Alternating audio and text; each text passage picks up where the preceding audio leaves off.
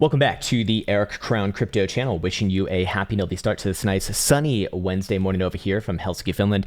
A few things to talk about today, but more or less a preparation for the rest of the day to come, as we do have the good old FOMC people talking a little bit later, probably sometime around about 2 p.m. Eastern time. I do expect that market will move around that time, very likely beginning this next major move that we're sort of looking for, going on that last month and a half thread of analysis leading up towards this next 45% move or so. And we have another big signal on the daily as well that do suggest that we're very likely looking at the beginning of a 20% move, probably within the next 48 hours from this recording of this video.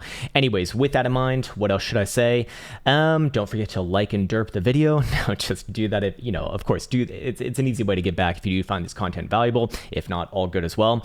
And other than that, I think it's time to get into it right now. So we're going to swing back into the Krown trade application a little bit later within the context for this analysis, but for right now, let's start it off with, should we start off with the short-term timeframes, or let's actually start off with this, a little bit of clickbait bullshit. How about that? Okay, so let's go over a scenario that if this were to happen, I would expect major dumpage. Now, if that is a big if, and it's the same thing that we've been looking at for the past, really for the past week or so here, and that would be with a higher term time frame closure, at minimum a daily below last week's low, which is about 44,000 and change right there. Below there, yes, I do expect the price action to come down significantly.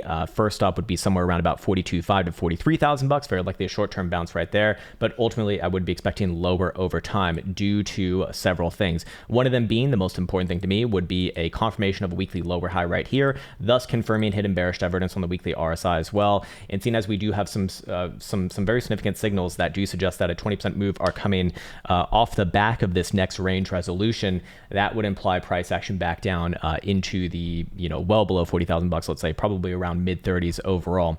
Anyways, until that does happen though, I actually do still suspect that there are several more bullish things on the board than bearish things on the higher term timeframes. But now let's go into the short term timeframes. Again, keeping in mind that what I just spoke about is pending confirmation, and I actually think that's a lot less likely to happen, personally speaking, mostly based off of the reason that we've been going over in the over the past couple weeks here. So I will let you view those earlier videos if you so desire, but we'll just go over the big things today. Anyways, in the short term timeframes over here, is the same chart that we've been working off of for a while now, and it's the same damn thing basically. But hey, yet another trade both into the top side of this blue box and into the bottom side of this blue box over here in the last 24 hours. So it actually was a rather eventful day, to be fair, but ultimately very little was changed as far as range resolutions go. And this is just why I like to operate off these things, because, well, they work until they don't.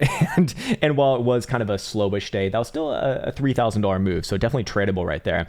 Anyways, in this case, what do I expect coming into the FOMC a little bit later today? Probably something like this, a little bit of sideways, maybe even test the downside one more time somewhere, perhaps even just below 45,000 bucks, but I would be looking for a bounce after that, and very likely Bitcoin to make its next decision somewhere around the low $46,000 territory. Let me just get rid of this for what it's worth right now. So basically that is to say a little bit of short-term sideways, maybe even tests around the low that we already have, but ultimately I'm looking for a bounce, and then very likely the range resolution outside of this, that would be above about 47 or 47.5 if you want to be a little bit more conservative, or below about 44,000 bucks.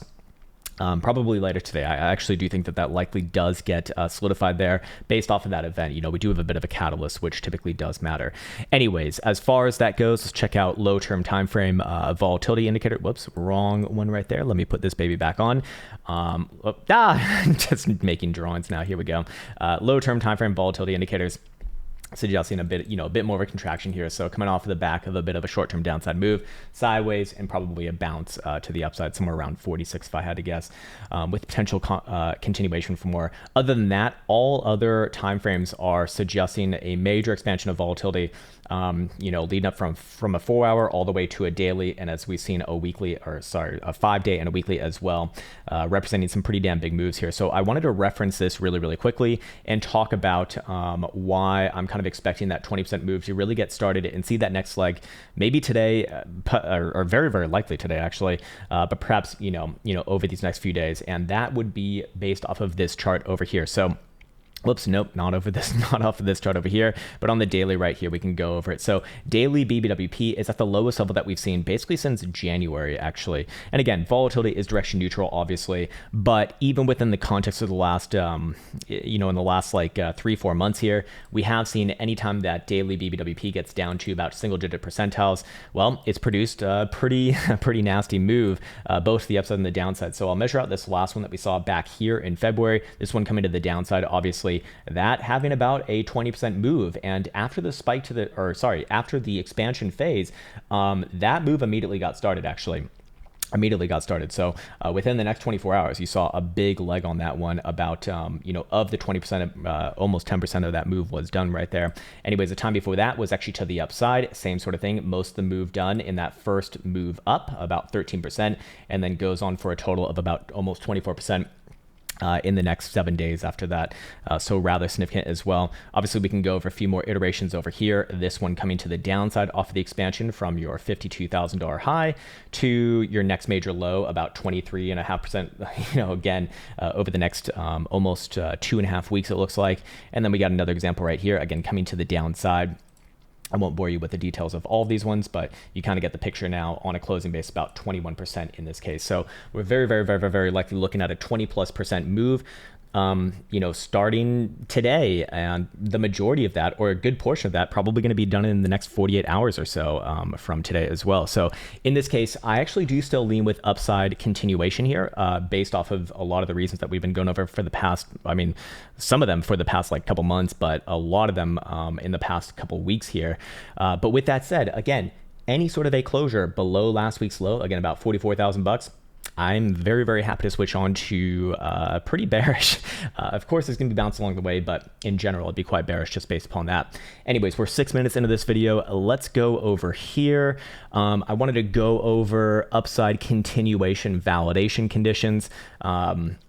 I got some good feedback from Mr. Wally yesterday saying that this was rather helpful, so that's good. Again, below here, 44 and in change on especially a higher term time frame closure. I get quite bearish, call that range resolution. To the upside, $47,000 on a medium or higher term time frame, or on a 4 hour above about 47.5. That is being based off of what we're seeing just on those range resolutions, and then also over here on our stochastic momentum, as we do see 6 hour stochastic momentum will actually turn back to the upside above 46.5. 4 hour will turn back up above about 46.3, and hourly is probably nice and yeah, nice and up right there as well, but a corrective move very likely in alignment here, but up as long as Bitcoin's above about 45,000 bucks.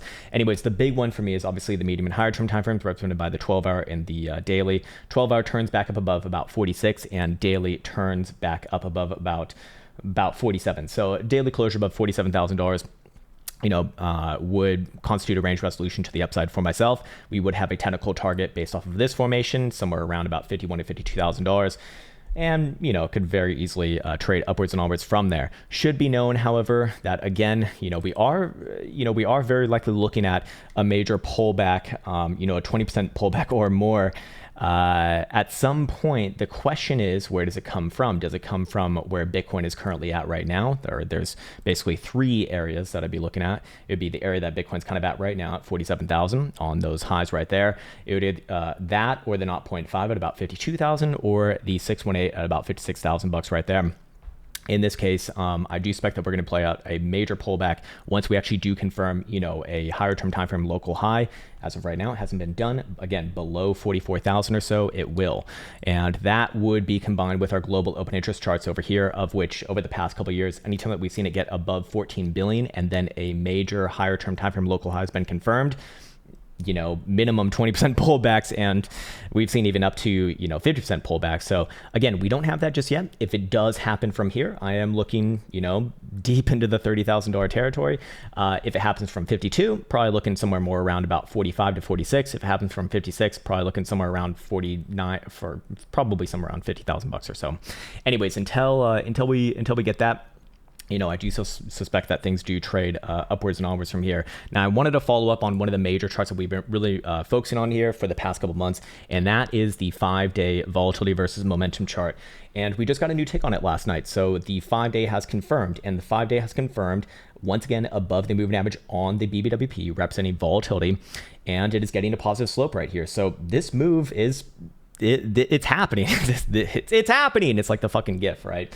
And the reason why this is relevant is because over the past couple of years, and again, we can go back further than that, obviously, but it's just easy to see right here. Anytime that we have seen 5-day BBWP get into the teens, or especially even lower, the result, the expansion move from those phases has been on average 45%, either to the upside or the downside. Again, it is direction neutral after all.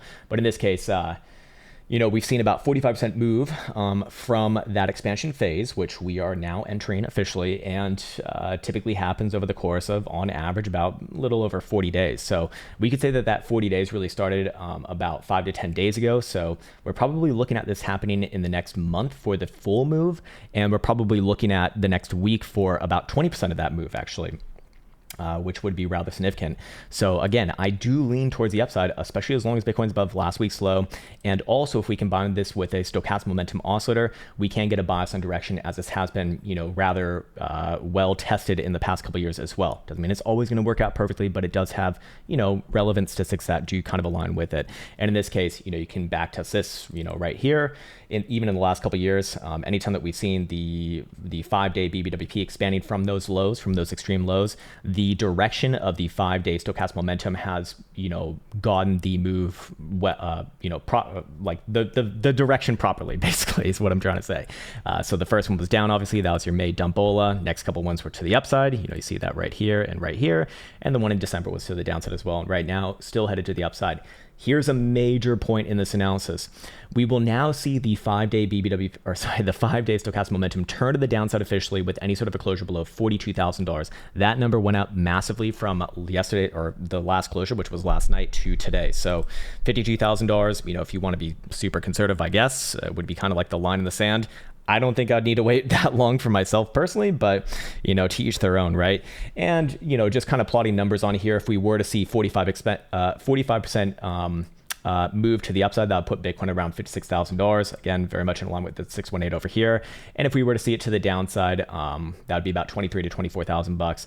And then I want to end on this as well. Just another thing that kind of makes me a little bit more in alignment with the Boolah-ish side. A couple things. One, the 5-day closure on CME did remain above the median band right here. There is a counterpoint to that. We do see on spot price action, which also closed the 5-day yesterday, actually closed red for the first time since April 2020. Actually, not sure how much I trust that, but what I do put a bit more weight on is this right here, of which we did get our first color change. Let's actually go to CME, because again, this one's just better tested. We got our first set of closures outside the top side of a red Gaussian channel. And what does that mean? Well, maybe better than what does that mean is how does that actually operate within the history of Bitcoin?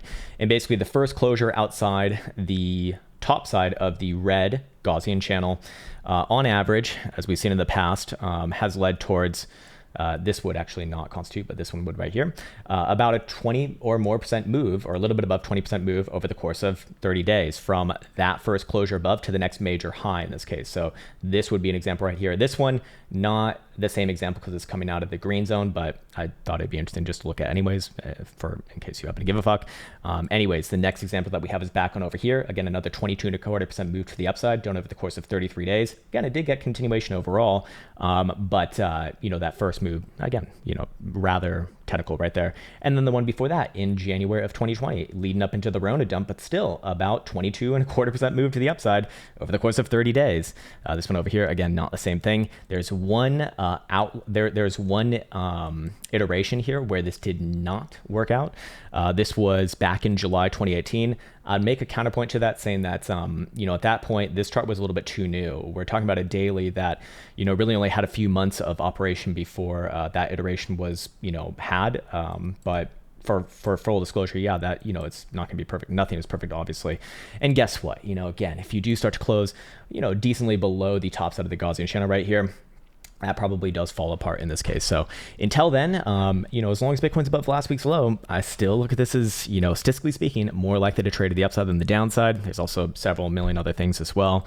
Why I kind of say that, one of them being just Bitcoin closing the weekly back above the yellow 21, as it typically likes to do. Or I guess it's better to see on this chart over here. We're already 14 minutes in this pitch. Do I really want to go through all of the points that I want to make on this? Probably not. Again, above 47 good, below 44 bad. Until then, short term, bit of sideways, probably a bit of a bounce, probably bounces back up somewhere around 46. Doesn't really mean anything for the short term time frames. Again, even for the short term time frame range resolution, I'd say it's got to be above a little bit above 47, and to the downside still, basically below about 44 or so. Anyways, that's going to do it for right now. Hopefully we have something new to look at tomorrow, which will be infinitely more more pleasurable. And so with that said, take care, see you soon, and stay safe as we head into that nice little event later today.